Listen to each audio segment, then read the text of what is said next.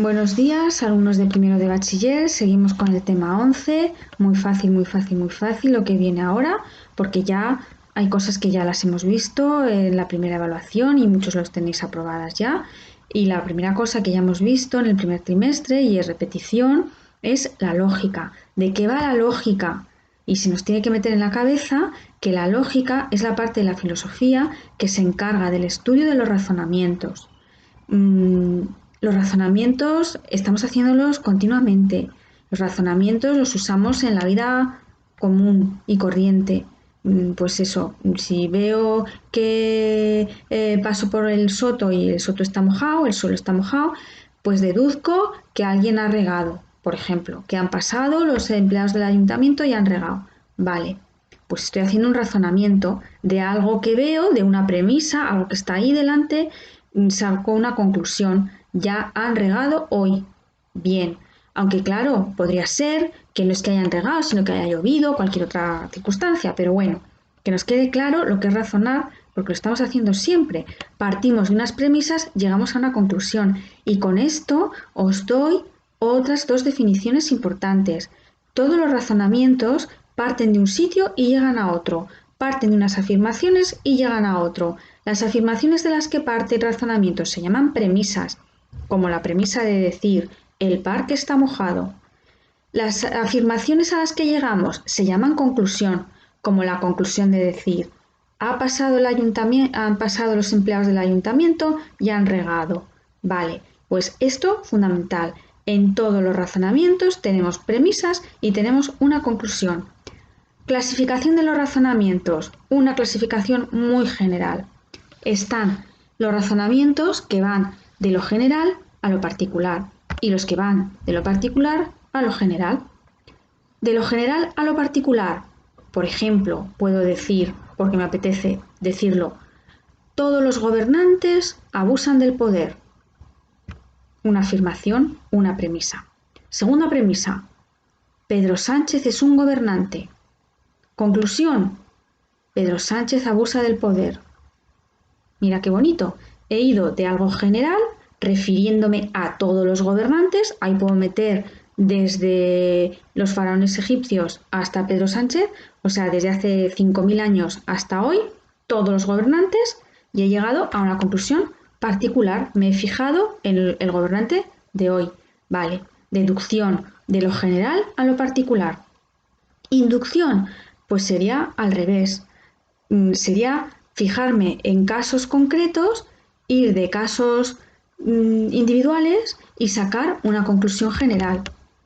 Pues claro, si me pongo a estudiar historia, pues puedo ver casos concretos y decir, Isabel II abusó del poder, Hitler abusó del poder, Franco abusó del poder, Juan Carlos I abusó del poder.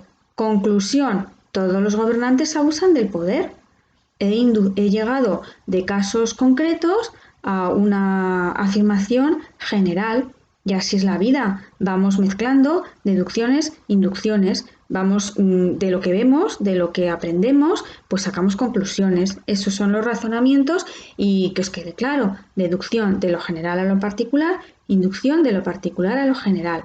Bien, de los razonamientos no se dice si son verdaderos o falsos, sino que se dice si son correctos o incorrectos. Es decir, si la conclusión se deriva o no se deriva bien de las premisas, ¿no? ¿Qué ocurre en esta diferencia que os he hecho entre deducción e inducción?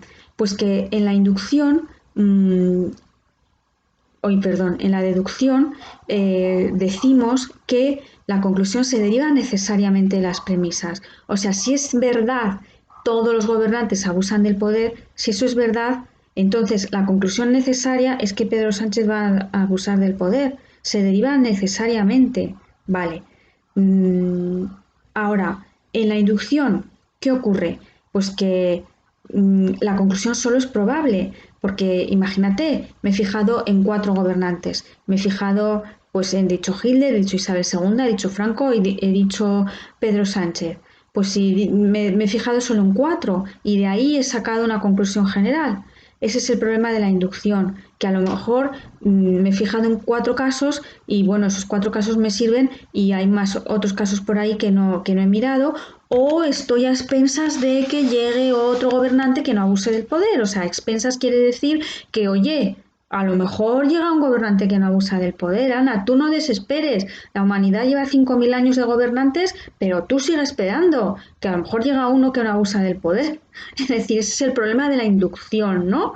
De que tenemos que estar siempre pendientes de que algún caso, de que nos estropee la ley general. Vale, bueno, pues nada, ya está. Yo creo que con estas 2 ideas claras, ¿no? De deducción de lo general a lo particular, inducción de lo particular a lo general, está claro. Que la deducción siempre es necesaria, que si las premisas son verdaderas, la conclusión se sigue y que la inducción nos permite llegar a conclusiones solamente probables. Porque en la inducción estamos siempre pendientes de los casos que se den en la experiencia. Bien, esto así, para empezar, yo creo que queda bastante claro. Bueno, interesante para la lógica son las paradojas lógicas. ¿Qué es una paradoja? Pues es una afirmación que aparentemente es juiciosa, está bien, pero cuando te pones a querer saber si es verdadero o falso, te genera un círculo de contradicciones y no se sabe salir de ahí. La paradoja más célebre es la de la paradoja del mentiroso, que había un cretense, un filósofo cretense, Epiménides creo que se llama el filósofo cretense de los tiempos antiguos antes de Cristo, que él fue diciendo todos los cretenses son mentirosos. Claro, yo soy cretense y te digo, todos los cretenses son mentirosos. ¿Ahora qué hacemos? ¿Le creemos al cretense o no le creemos? Porque si le creemos, entonces si es mentiroso nos está diciendo la verdad. Pero si nos está diciendo la verdad, entonces nos está mintiendo. Y entonces ahí hay un jaleo, un lío que no sabemos. Si nos está diciendo la verdad, nos está mintiendo. Si le tenemos que creer o no le tenemos que creer. Si le creemos, no le creemos. Si le creemos, entonces no le creemos. Si no le creemos, entonces le creemos. Es la paradoja del mentiroso. Hay más ejemplos de paradojas y bueno, en fin, otras fórmulas que se han dado más modernas, pero bien, en definitiva, ¿no? Todos los cretenses son mentirosos y te lo está diciendo un cretense. Ahora ya para decidir si eso es verdad o es falso, pues no hay manera. Genera un círculo de contradicciones y las paradojas pues han ocupado muchísimo a los lógicos que tenían mucho tiempo libre, porque es que pues sí, los lógicos es gente que le encanta darle vueltas a la cabeza y solucionar las paradojas que no tienen solución. Pero llegó un señor que se llama Bertrand Russell, del cual ya hemos hablado, porque Bertrand Russell venía, os recuerdo, en el neopositivismo, es decir, una filosofía del siglo XX muy importante. Bertrand Russell, un gran filósofo que además fue activista contra la energía nuclear y, en fin, por el medio ambiente allí en tiempos de la Guerra Fría. Bertrand Russell, pues Bertrand Russell solucionó la paradoja del mentiroso diciendo que, claro, cuando yo te estoy diciendo soy el mentiroso este y te estoy diciendo todos los cretenses son mentirosos, ¿no? Pues esa frase no se puede referir a sí misma. A esa frase se tiene que referir a las frases que han dicho los cretenses hasta ahora, pero no a esta misma frase. Una frase no puede hablar de sí misma. Ahí es donde está el fallo, ¿no? O sea, las frases, las oraciones, las afirmaciones tienen que hablarnos del mundo. Ese es el lenguaje normal y corriente. Usamos las palabras para hablar de lo que tenemos por ahí fuera. No sé, lo que hay en esta habitación, de lo que hay ahí en la calle. Hablamos de cosas que están fuera. Y esa es el lenguaje normal y corriente, el lenguaje que Russell llama L, lenguaje L, cuando uso las palabras para hablar de las cosas. Vale. Ahora bien, cuando uso el lenguaje para hablar del lenguaje, entonces ya estoy en otro tipo de lenguaje, el lenguaje +1, ¿no? Entonces, este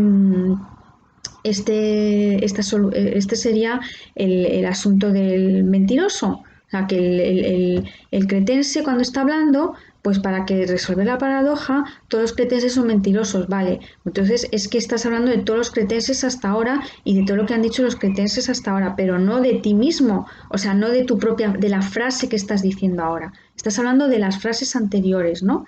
Entonces, de esta manera, pues con el lenguaje del E+1 se soluciona. Es decir, tenemos que darnos cuenta de que las frases no pueden hablar de sí mismas. O sea, de que usamos frases para hablar de otras frases o usamos frases para hablar del mundo. pero una frase no puede hablar de sí misma. Hay tipos de lenguaje. Lenguaje L para hablar del mundo, lenguaje L+1 para hablar del lenguaje. El lenguaje L+1 para hablar del lenguaje, pues es lo típico que hacemos en clase de lengua, porque en clase de lengua se está hablando del lenguaje. Y en clase de lógica también. Eso es tan raro, claro, porque lo normal es hablar de las cosas que están fuera y de las cosas que tocamos y vemos. Eso es lo normal, lo que hace todo el mundo. Pero es que los lógicos hablan del lenguaje, mira, y los lingüistas pues también hablan del lenguaje. Una dedicación como otra cualquiera. Es muy interesante hablar del lenguaje. No os vayáis a pensar que ya veis la lógica, la lata que nos ha dado. Bueno, pues os dejo chicos, que paséis buen día.